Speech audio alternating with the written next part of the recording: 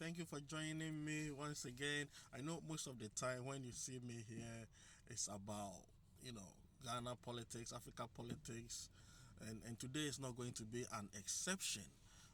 I used to do cooking shows. I have not forgotten about my cooking shows.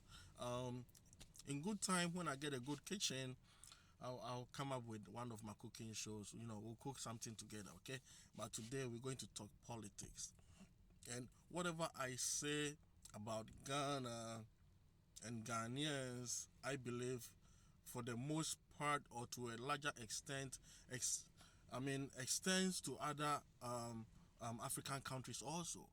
Whatever is happening in Ghana, I believe most African countries experience what Ghanaians experience in Ghana. So whatever I say about Ghana, I believe other African countries or most African countries share the same concern.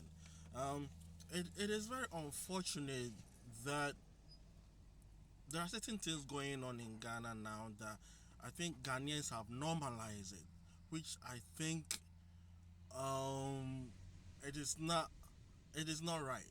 It is not right to normalize ills in society. If anything, society should get better.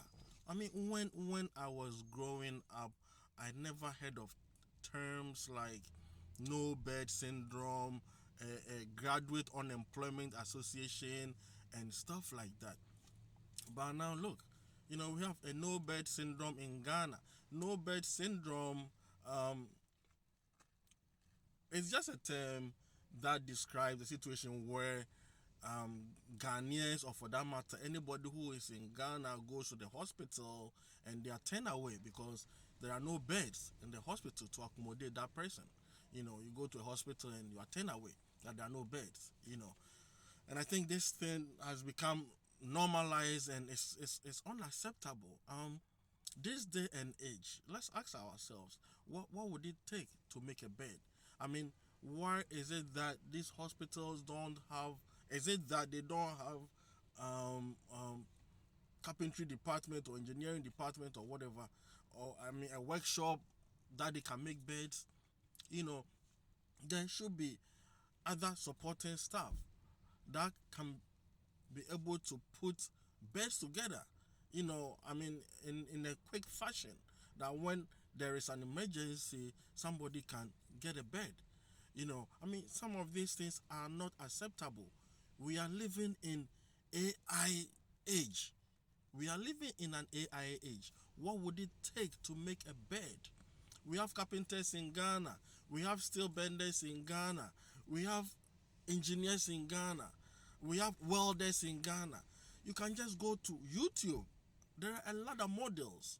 There are a lot of models for beds. And this is one thing that always hurts my heart. I always say that now any country on this earth that is not developing is deliberate. It's deliberate on the part of leadership of the country, because there are 1,001 models to look after to develop your country. There are 1,001 models. And anytime I say this, what comes immediately to my mind is Dubai. And if you've been following my videos, I've always been saying something like, before Dubai, there was Garden City. Garden City refers to Kumasi. Kumasi is a city, the capital city of the Ashanti region of Ghana. Before Dubai, there was Kumasi, the Garden City. Why is it that Dubai has now become, one of the world's most favorite tourist attraction? It's all about leadership. What is it that Dubai has that Kumasi doesn't have? I think all Dubai, they have it, to the best of my knowledge, is oil. And of course, they've improved on their tourism. So why is it that we cannot also, do something with Kumasi, or do something about Kumasi? Kumasi has a lot of natural mineral resources. And also, one other thing that we have accepted in Ghana is, like, people die. We are all going to die one day anyway. We're all going to die one day anyway. But certain deaths are preventable. Certain deaths are preventable. In America, in Europe, wherever, people will die. But the difference is, when somebody dies on a particular road, there are researchers who research the cause of the accident, what caused that accident, and they find ways to rectify it, and to prevent the same accident from occurring. But not in Ghana. When I was growing up, traveling from I used to travel from Accra to Nkoko, you know, and at the point on the road, a place called Potrasi. I think in the early 80s to late 80s, a lot of accidents used to happen over there. And even, I mean, from the early 80s till like 2003, before President Kufuor fixed that road. A lot of accidents used to happen on that stretch of the road, the Potrasi stretch of the road. And what people will be saying is that, oh, the people who live in that village, they are witches and wizards, and they want the human blood. But that wasn't the situation. The the road was such that it was very, you know, curvy. So when you are driving and you don't know the road and you don't take your time on that stretch of the road, and you are overspeeding, I mean, your vehicle would topple over. And this is what usually happen to a lot of the big trucks, but the big cargo trucks. And people say that, oh, there are witches. Meanwhile, it was just an engineering problem. It was just an engineering problem. About 3 days ago, I heard that people were traveling from Accra to Kumasi, and there was a lot of traffic, heavy traffic on the Accra Kumasi stretch. We have accepted certain things to be normal in Ghana. Why is it that we are not questioning our politicians? It is high time we all moved.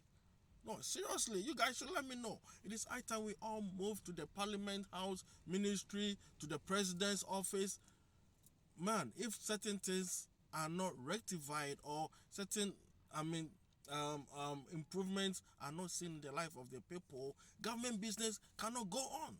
No, seriously, we have to let the politicians who call themselves leaders managing the affairs of our country, Ghana, that there are things going on in the country that we are not happy with. But it's like we have all accepted it to be normal. We have all accepted that it's normal to drive on a road with potholes. No, it's not acceptable. It's not acceptable. We pay taxes. We pay taxes. These government appointees, they get paid at the end of every month. What job are they there to do? What job are they there to do? What job are they there to do? Recently I saw a video about a Sipong Stadium, and I became so sad. I became so sad because the NDC and the MPP, deliberately they've deliberately run down the PWD, the Public Works Department. Do you know what the Public Works Department was supposed to do? The Public Works Department in Ghana was that department which was vital for national development, acting as the primary agency under the Ministry of Works and Housing, responsible for constructing, maintaining, and managing government buildings. But the NDC and the MPP, they have collapsed the Public Works Department. And what they are doing now is to give contract to themselves. They give building contract to themselves, but they don't execute these contracts. And even when they execute these contracts are executed poorly.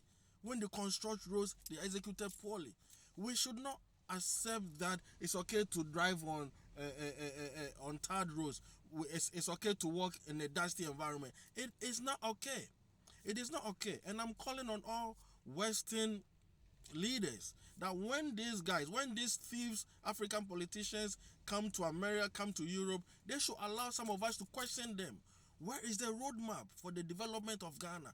Where is the roadmap for the creation of jobs for the youth? Where is the roadmap? Where is the roadmap?